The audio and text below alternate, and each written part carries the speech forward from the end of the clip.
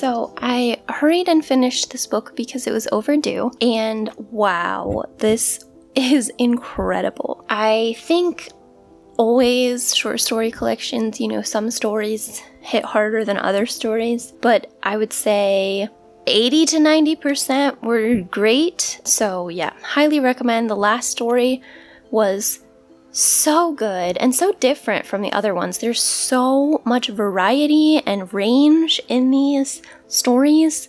She writes about all kinds of topics in all kinds of styles and voices. Just absolutely incredible work from her and the translator as well, I assume. Highly recommend this one if you are at all interested. I have seen it getting some attention online since I picked it up, and I think it is well worth it. I have 2 story collections that are a little bit similar that I also recommend if you liked this one, both also translated from Korean. One of them was in my favorites from last year, and it is On the Origin of Species and Other Stories. If you like more of the sci-fi aspect of the Cursed Bunny stories, then I highly recommend that one. That one also has a lot of variety and some very interesting social commentary. And then if you like the weird aspect, Flowers of Mold. This I read several years ago, maybe 2019, and I would like to reread it because I think that I was unprepared for how abstract they were going to be, and so I didn't get as much out of them as I might have otherwise, but very, very strange, very abstract. I haven't seen anybody talk about this collection, so I would be interested if anybody has read it or seen anything about it, if they have thoughts. Yeah, I think if you like the slightly more abstract stories in Cursed Bunny, I would check this out as well. Again, another Korean translated short story collection. So I am going to go take this book back to the library, and then I think I'm actually going to get rid of a bunch of books. So we're going to talk about that.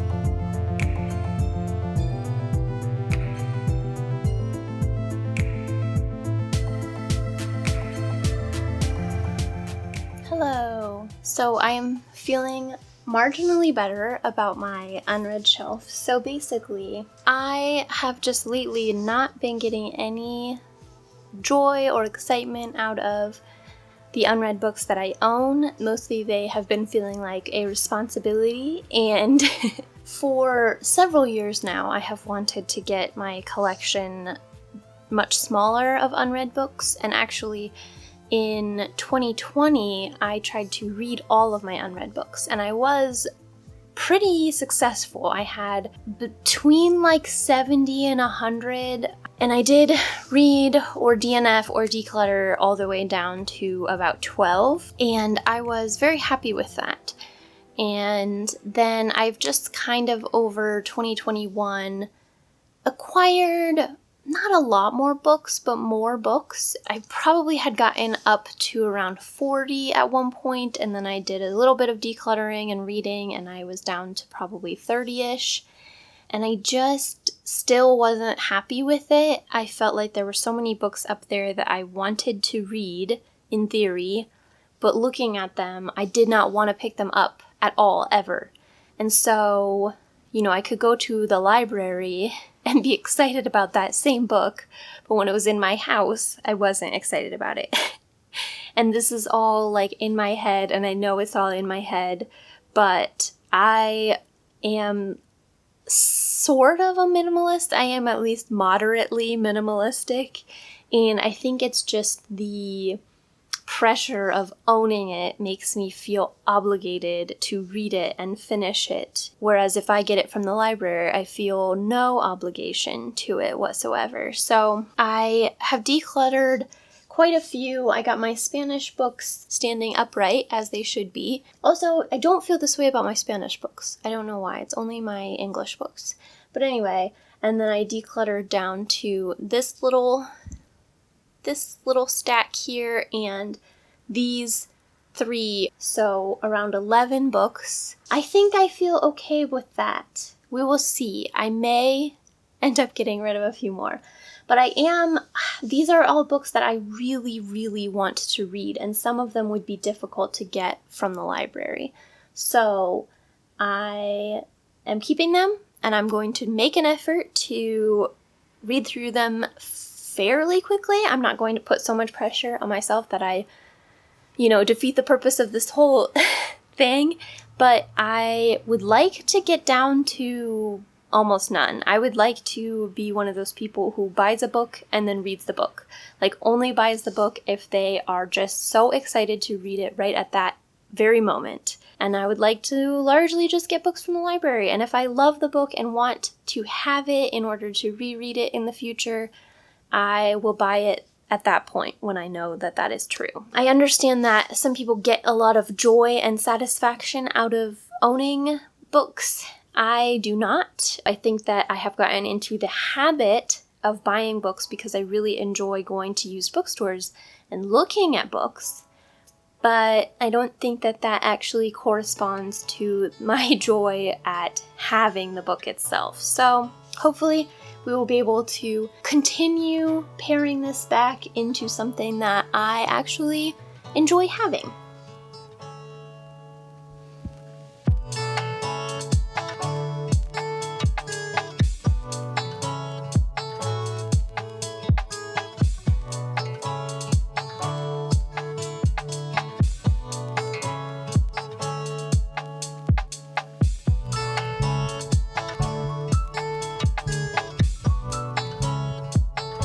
Yesterday, actually, right before I went to bed, I finished Somebody Loves You by Mona Arshy, and this was really, really beautiful. If you watched my reading video from last month, I actually considered DNFing this just because I wasn't engrossed with it. Even though it was really, really beautiful, I considered not finishing it, but I am very, very glad that I did. I think the second half feels a little bit more purposeful, maybe. First of all, the writing of this is incredible. In the back it says that there are poetry collections by Mona Arshy as well, and I feel like you can really tell that she is a poet in her writing. This is about a British Indian family. You're hearing from one of the daughters, who's named Ruby, and she is living with her father and her sister, and her mom is kind of in and out of the picture.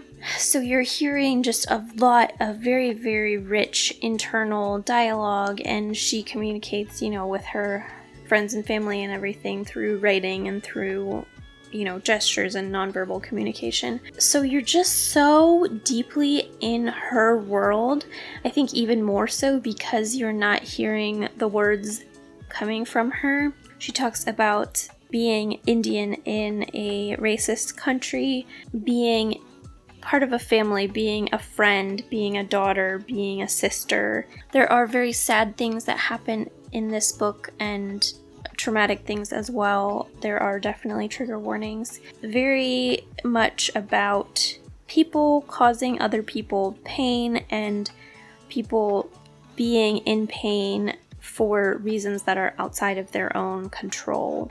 There's quite a lot about parents harming their children, purposely or inadvertently, I think. So yeah, I have said a lot of things, and I've also said absolutely nothing. But if you enjoy literary fiction at all, I think that you should check this out. I wouldn't say that it was a quick read just because of it being a little bit dense in a good way. I think you could read it quickly. I haven't fully formed my opinion on it, but it is a positive opinion, I would say. I started How by Yi Chun. This is a collection of short stories, which I didn't remember. I picked this out at the library just from the cover and the blurb, and so I didn't really remember what it was. So Yi Chun is a Chinese-American author who actually has written in both Chinese and English and has translated some works as well. This was I believe originally written in English, and it is a collection of short stories about Chinese women in both the US and China. Hello! So it is April 30th. I normally go and spend most of the weekend with my partner, but he is sick right now, so I have the entire weekend stretched out ahead of me. I just posted a language video, and so I would like to finish a book or so and then finish up this video. I had many visions of going out and spending lots of time outside reading, but I just looked and it's supposed to rain all weekend, so that was very rude of the weather. It's not raining right now, so hopefully I can still get some walks in. I mean, I'll go out and walk even if it's raining, that's fine. But anyway, so I finished an audiobook yesterday, I think, The Paris Apartment by Lucy Foley. I read her first two, thriller mystery books at the beginning of this year, and I really enjoyed them. So when this one came out, I immediately reserved the audiobook from the library, and yeah, I really enjoyed it. It was entertaining, just like the other two. Again, very similar story. She seems to have found a format that works well for her, and she is sticking to it, and you gotta respect that. So the first two were very much like Murder on the Orient Express, murder taking place in a locked room kind of situation, except they were in remote locations.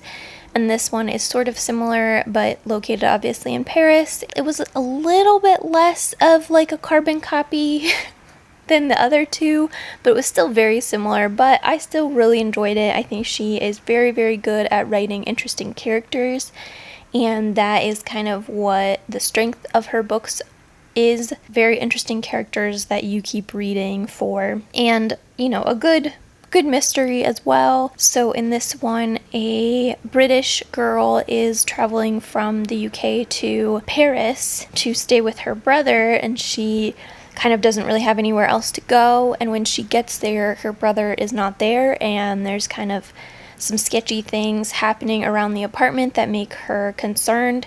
And so she tries to talk to some of the neighbors to figure out maybe what could have happened to him, and mystery and such unfolds. It is from multiple perspectives. The audiobook is full cast, which was pretty entertaining. If you like mysteries or thrillers, then I would recommend it, or just her as an author. I think that she writes very entertaining books, so that was a very fun listen.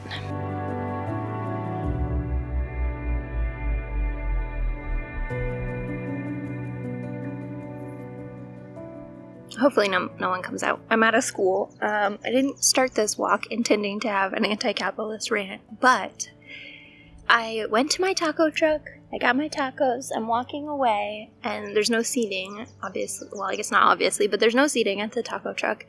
And so I'm like, normally I would walk towards a park that's about half a mile away from where the truck is, but that's the opposite direction of the library, and I knew I wanted to go to the library, so I was like, well, I'll just walk towards the library, and hopefully I will encounter somewhere to sit down. I should have known that was not going to happen. It is just outrageous to me how we have constructed a society where you cannot do anything without paying for it. You just cannot exist in a place without paying money. We're such a car-dependent society, and I even live in a relatively walkable area for the United States, and still, there's hundreds of parking spots where if I was in a car, I could have stopped my car and just eaten in my car. But first of all, who wants to do that? And second of all, why is there space for giant metal smog machines and no place for a human being to sit down? I just wanted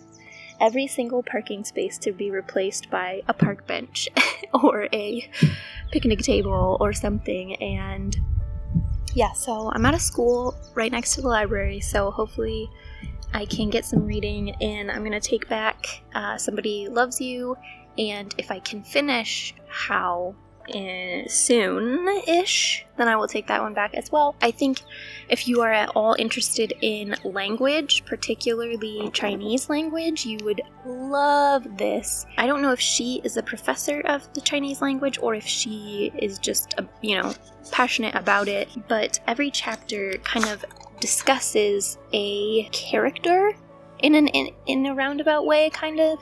And she talks about the Oracle bone script that the modern Chinese language was kind of adapted from, or where characters came from, and it is so interesting. It's also very sad. It's definitely about the trauma and hardships that Chinese women and Chinese American women have been throughout the ages. So the one that I just read was about the Cultural Revolution, and it really brought home to me that I don't know anything about the Cultural Revolution, and I really need to learn more about it. So if anybody has any book or podcast or documentary or any recommendations, definitely leave them below, because it is something that I know very, very little about, and I would like to know more. So anyway, I still have quite a lot to go, so I don't know that I'll finish it, but I am going to read a little bit more before I go into the library.